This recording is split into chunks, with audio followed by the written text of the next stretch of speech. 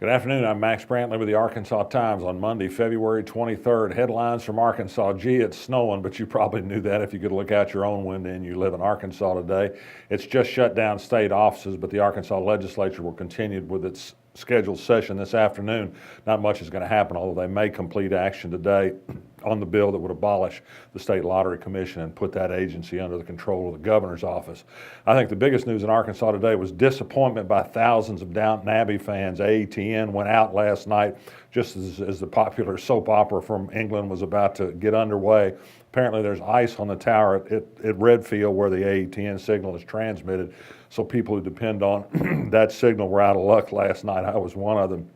Alan Weatherly, the director of AETN, remarks, and this is something more serious really to think about. AETN has been starved for state support over the years. It can't make the technological upgrades it needs to prevent these sort of outages. Not much can be done about it. Not much can be expected out of this legislature either. Today is also the day that Senate Bill 202 will take effect without Asa Hutchinson's signature. This is the bill that would prevent local governments from passing ordinances to protect the civil rights of gay people. It is a gay discrimination ordinance. The governor said he doesn't like the bill much, but he's going to allow it to become law without his signature. His press office told me today that despite some late protests from a number of groups, he doesn't intend to change his mind. He will let this become law. The ACLU, other civil rights group, and a number of notable church groups stood up in opposition to this bill, but it was probably too little too late.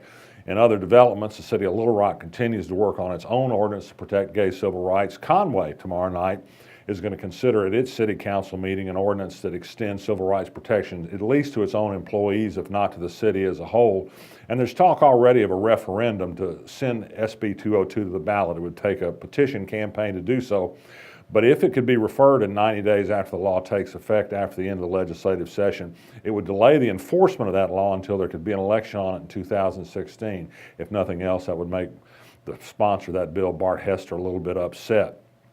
Interesting developments over the weekend. Opposition stirring up, including from the governor's office, which has slowed the progress of the bill, to a bill that would divert in the first year, $35 million of state general revenues into the highway program. This is a something for nothing kind of bill. If we need more money for highways, and perhaps we do, perhaps we don't, we can't take it out of the existing revenue, which isn't sufficient already to pay for all the state's many needs, from prisons to schools. We ought to talk about raising the gas tax, for example, which hadn't been raised in 16 years and which doesn't produce in actual dollar value the same amount it did then, not to mention that it's much smaller because cars have become more fuel efficient. That bill was going to be considered today. The governor's opposition has at least slowed it down. Among other things that came up in the course of discussing how little money the state has was one well-meaning state senator said, well, maybe we should put off the $5 million it will take to give all state officials a pay raise under the Independent Citizens Commission recommendation that was enabled by Amendment 94. The problem is the legislature can't make this decision. The Constitution makes those pay raises mandatory. Nothing anybody can do about it. That was the design of this amendment in the first place, and now we're going to pay the price for it when people like the public defender really do need the money to hire more lawyers. Nice little piece of legislation introduced today by Clark Tucker, a freshman representative from Little Rock. He proposes to give 6 weeks of paid maternity leave to state employees. It promotes family values, he said. Over the weekend, there was news that happened after our last show. A lawsuit was filed contesting the state's takeover of the Little Rock School District. It says it's illegal to take over an entire district because of the failure of 6 schools in a district which has 48 schools, not all of which are failing to meet the academic standards. 3 people were found dead in a burning home in Maumelle Friday night in a gruesome scene in what's believed to be a murder-suicide. A UALR professor, his wife, and his sister, and also 2 dogs.